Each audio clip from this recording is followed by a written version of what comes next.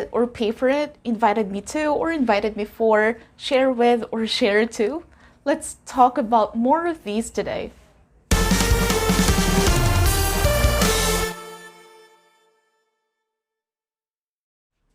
Prepositions are very confusing, as I've said from my previous video. That's why I am making another one to discuss more of them. This time, we're not just going to focus on prepositions of time, prepositions of place, because there are also other types of prepositions.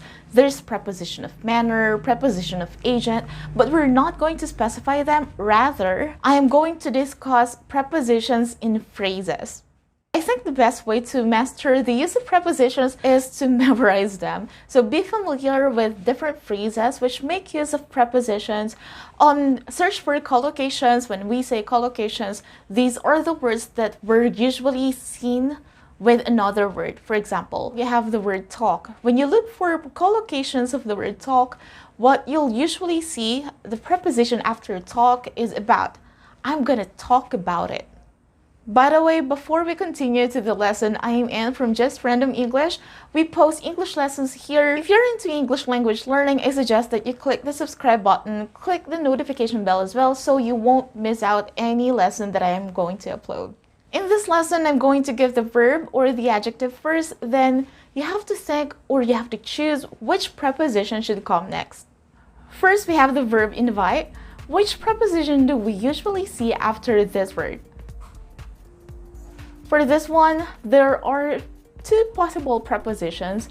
One is to and another is for. Saying that she invited me to dinner means both of us are going out. Probably we're going out to a restaurant and we're going to eat our dinner there together. Whereas by saying she invited me over for dinner means I am going to her house and she's going to cook for me.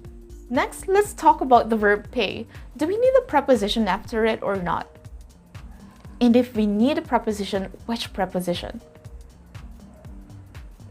For pay, we can say pay it or pay something, pay someone, or pay for someone or pay for something. But what's the difference, or are they really different?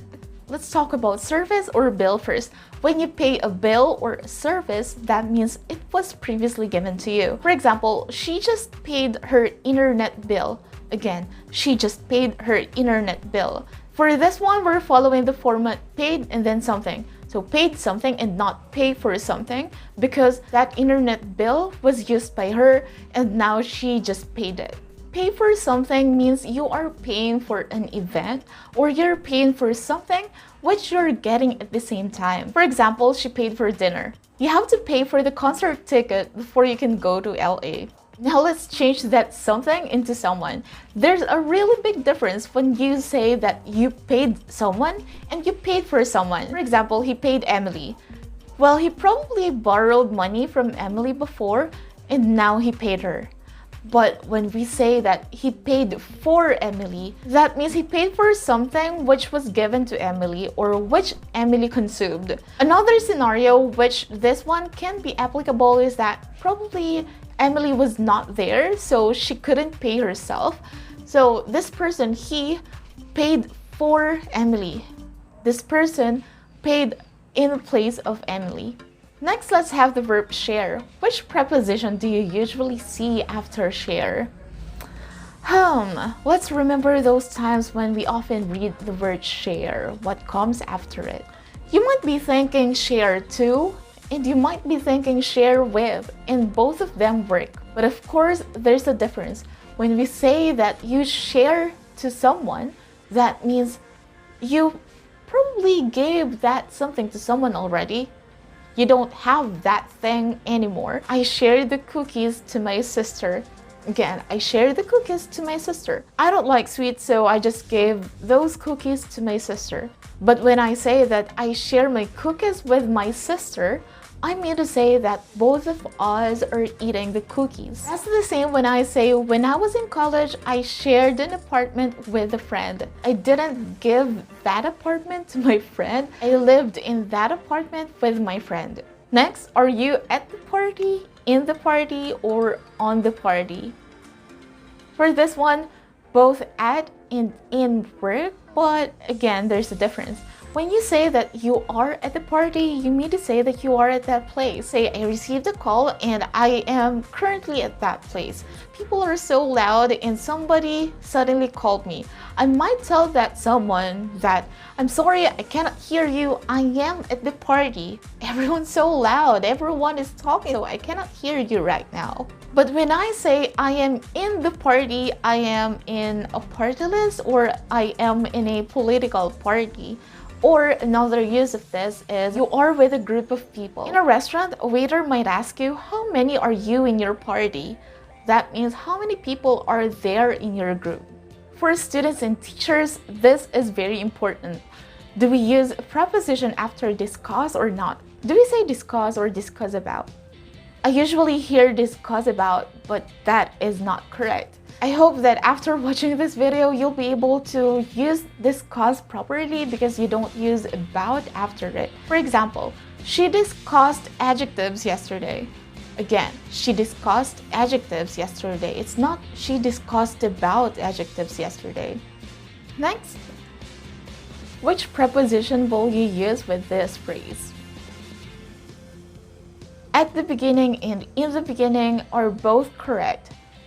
Well, you might have guessed already that there's a difference even though both of them are correct. So let's talk about the difference. When we say at the beginning, we mean to say the start of something, and we usually see of after this. For example, at the beginning of the semester, at the beginning of the year, at the beginning of the semester, students need to elect their class officers. Again, at the beginning of the semester, students need to elect their class officers. So meaning we're talking about the beginning or the start of the semester, right? Whereas when we say in the beginning, well, we rarely see of after this because we're talking about a contrast here. So we're saying or we're using in the beginning because later on, we're going to show a contrast. So when I say in the beginning, all students attended their online classes, I mean to say that there's a difference after that. In the beginning, people hunted for food. So I mean to say that there's a difference, right? Because these days, people need to earn money for us to have food, right? Second to the last one, are you good at something or are you good in something? I usually hear good in, but that's not correct. We have to say good at. I am not good at math. Oh, wow, you're so good at painting. You know, she's good at dancing. Let's have the last one and I hope you're still with me. Which preposition do we need after the word focus? Quick pronunciation lesson, this is focus and not focus, okay? It's not focus, it's focus. Listen to the sound of U here, it's not oo, it's The only preposition that we use after focus is on. So we focus on something and not focus in. I usually hear people saying they are focusing in something or they have to focus in something, but they're supposed to use on and not in. You have to focus on studying English. Again, you have to focus on studying English. And that's it. Congratulations because you've reached this part. I hope that next time you'll be able to use these verbs, these nouns, or these adjectives with prepositions. You are going to use the correct preposition. Again, learning English grammar might sometimes be confusing, but the only way to eliminate that confusion is to learn and practice. I hope you're having a great day. Stay safe, stay healthy, drink plenty of water, keep learning English, and don't forget to dream and make your dream happen. I'll see you on my next video. Bye!